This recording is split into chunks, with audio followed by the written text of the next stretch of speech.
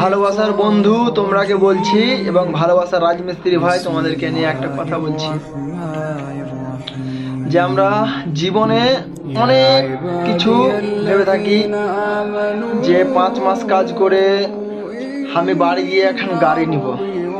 কেউ বা ভেবে থাকে 4 মাস কাজ করে আমি বাড়ি গিয়ে হয়তো প্লাস্টারটা করব। কেউ বা ভেবে থাকে যে আমি হয়তো ছাদ ঢালাই করব। কেউ বা ভেবে থাকে যে একটা ব্যবসা করব।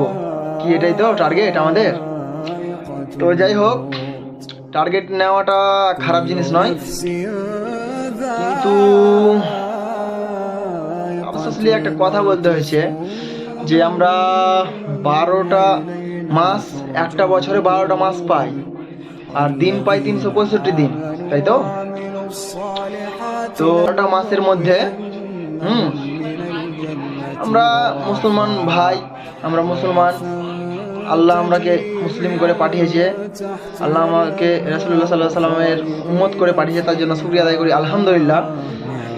কিন্তু কখনো আমরা কি এই জিনিসটা ভাবি বা উদ্দেশ্য করি যে আমি 12টা মাসের মধ্যে হয়তো মাস বা 9টা মাস খাটবো, আর 1 মাস বাড়িতে থেকে ইনশাআল্লাহ রোজাটা রাখবো?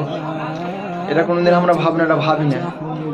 যদি আমরা পুরো মুসলমান ভাইরা, যুবক ভাইরা বা মধ্যবর্তী জীবনের সকলেরদেরকে উদ্দেশ্য করে বলছি যে 12টা মাসের মধ্যে যদি আমরা 8 মাস বা 9 মাস খাটতাম আর একটা মাস যদি বাড়িতে সবাই মিলে, ফ্যামিলি মিলে সেহরি করতাম, সেহরি করার পর রোজা ইফতারের সময় কতই না মজা, কতই না খুশি। সেই খুশি ভাই বলার কথা নয়। খুশিতে ভিতরটা মানে আকাঙ্ক্ষা, আতঙ্ক্ষা, এত মানে খুশিটা কি বলবো, বলার কথা নয়, বলে বুঝাতে পারবো না যে এত খুশি হয় সবার সঙ্গে যখন রোজা ইফতার হয়। আলহামদুলিল্লাহ।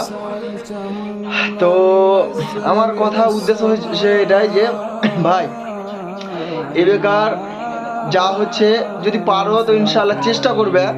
আল্লাহর কাছে আশা করছি যে যেই আমার ভিডিওটা দেখো সবাই যেন ইনশাআল্লাহ কথাটা আমল করার তৌফিক আল্লাহ দান করুক সবাইকে, আর যেন সেও পারে যে একটা মাস যেন এসে বাড়িতে যেন রোজা করতে রাখতে পারে ইনশাআল্লাহ। আল্লাহ সবাইকে হেদায়েত দান করুক, হ্যাঁ, এবং রোজা রাখার তৌফিক দান করুক, আমিন। তো কথাটা যাই হোক, জানি না তোমরাকে বুঝাতে পারলাম কিনা।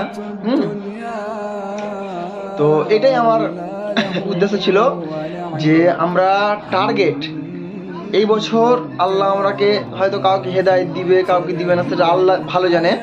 হ্যাঁ, যদি না পারি, কিন্তু পরবর্তী থেকে তুমি ঈদের পরবর্তী থেকে ইনশাআল্লাহ টার্গেট নেবে বন্ধু।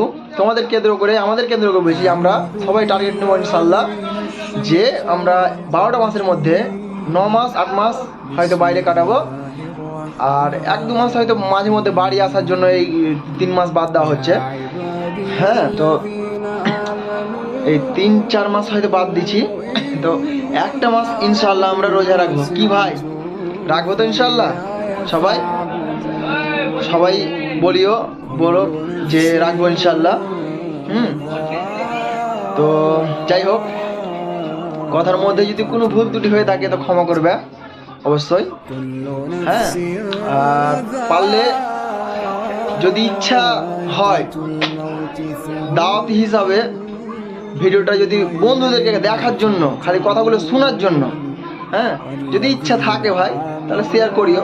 আর যদি আমার কথা যদি ভালো না লেগে থাকে তাহলে শেয়ার করার দরকার নাই, ঠিক আছে, অসুবিধা নেই। আমি মানছি যে আমি খালি এটাই চাই যে তুমি শুনো, তোমার কাছে যে ভিডিওটা পৌঁছে গেছে তো তুমি শুনো, ওতেই যথেষ্ট, আলহামদুলিল্লাহ, ঠিক আছে। এবার তো দিনী ভাইরা, মোমিন ভাইরা আমার, সবাইকে বেকার সামনের মাহে রমজান, আলহামদুলিল্লাহ। আমার তো আকাঙ্ক্ষা আশঙ্কা এখন থেকে যেন উতলে উঠছে যে রোজার মাস সামনে আসছে। আল্লাহ আমরাকে 30টাতে 30টাই রোজা করার তৌফিক দান করো, ওমা তৌফিক ইল্লা বিল্লাহ, আমিন। আসসালামু আলাইকুম। আবার পরের ভিডিওতে দেখা হবে ইনশাআল্লাহ।